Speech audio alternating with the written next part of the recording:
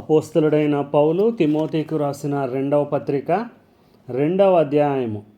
నా కుమారుడా, క్రీస్తు యేసునందున్న కృపచేత బలవంతుడవు కమ్ము. నీవు అనేక సాక్షుల ఎదుట నా వలన వినిన సంగతులను ఇతరులకును బోధించుటకు సామర్థ్యము గల నమ్మకమైన మనుషులకు అప్పగింపుము.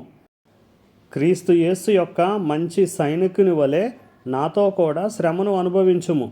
సైనికుడెవడును యుద్ధమునకు పోవునప్పుడు తన్ను దండులో చేర్చుకొనిన వానిని సంతోషపెట్టవలెనని ఈ జీవన వ్యాపారములలో చిక్కుకొనడు. మరియు జట్టి అయిన వాడు పోరాడునప్పుడు నియమ ప్రకారము పోరాడకుంటే వానికి కిరీటము దొరకదు. పాటుపడిన వ్యవసాయకుడే మొదట ఫలములలో పాలు పుచ్చుకొనవలసిన వాడు. నేను చెప్పు మాటలు ఆలోచించుకొనుము. అన్ని విషయములయందు ప్రభువు నీకు వివేకం అనుగ్రహించును.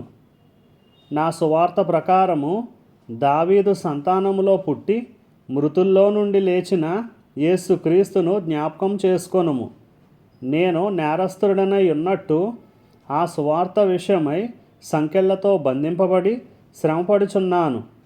అయినను దేవుని వాక్యము బంధింపబడి ఉండలేదు.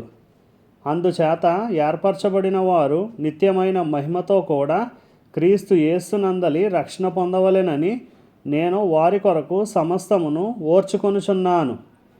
ఈ మాట నమ్మదగినది. ఏదనగా మనం ఆయనతో కూడా చనిపోయిన వారమైతే ఆయనతో కూడా బ్రతుకుదుము. సహించిన వారమైతే ఆయనతో కూడా ఏలుదుము. ఆయనను ఎరుగమంటే మనలను ఆయన ఎరుగనను. మనము నమ్మదగని వారమైనను ఆయన నమ్మదగిన వాడుగా ఉండును. ఆయన తన స్వభావమునకు విరోధముగా ఏదియూ చేయలేడు.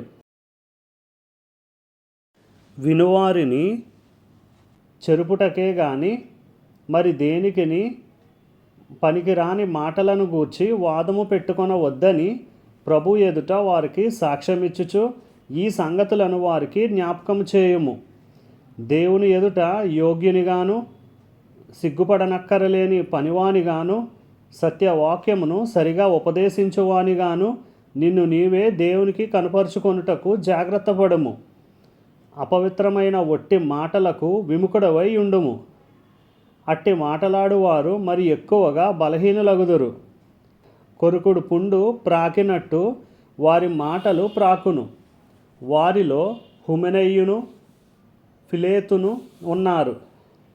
వారు పునరుద్ధానము గతించెనని చెప్పుచు సత్యము విషయము తప్పిపోయి కొందరి విశ్వాసమును చెరుపుచున్నారు. అయినను దేవుని యొక్క స్థిరమైన పునాది నిలకడగా ఉన్నది. ప్రభువు తన వారిని ఎరుగును అనునదియు ప్రభువు నామమును ఒప్పుకొని ప్రతి వాడును దుర్నీతి నుండి తొలగిపోవలెనను అనునదియు దానికి ముద్రగా ఉన్నది. గొప్ప ఇంటిలో వెండి పాత్రలను బంగారు పాత్రలను మాత్రమే గాక కర్రవియు మంటివియు కూడా ఉండును. వాటిలో కొన్ని ఘనతకును కొన్ని ఘనహీనతకును ఉపయోగింపబడును. ఎవడైనను వీటిలో చేరక తన్ను తాను పవిత్రపరుచుకొనిన ఎడల వాడు పరిశుద్ధపరచబడి యజమానుడు వాడుకొనుటకు అర్హమైన ప్రతి సత్కార్యమునకు సిద్ధపరచబడి ఘనత నిమిత్తమైన పాత్రయై ఉండును. నీవు యవనేచ్ఛల నుండి పారిపొమ్ము. పవిత్ర హృదయులై ప్రభువునకు ప్రార్థన చేయువారితో కూడా నీతిని విశ్వాసమును ప్రేమను సమాధానమును వెంటాడము. నేర్పులేని మూడుల వితర్కములు జగడములను పుట్టించునని ఎరిగి అట్టి వాటిని విసర్జించుము. సత్య విషయమైన అనుభవ జ్ఞానము వారికి కలుగుటకై దేవుడు ఒకవేళ ఎదురాడు వారికి మారు మనస్సు దయచేయును. అందువలన సాతాను తన ఇష్టము చొప్పున చెరపట్టిన వీరు వాని ఉరిలో నుండి తప్పించుకొని మేలుకొనిదరేమో అని ప్రభు యొక్క దాసుడు అట్టి వారిని సాత్వికముతో శిక్షించుచు జగడమాడక అందరి ఎడల సాధువుగాను బోధింప సమర్థుడుగాను కీడును సహించువాడుగాను ఉండవలెను.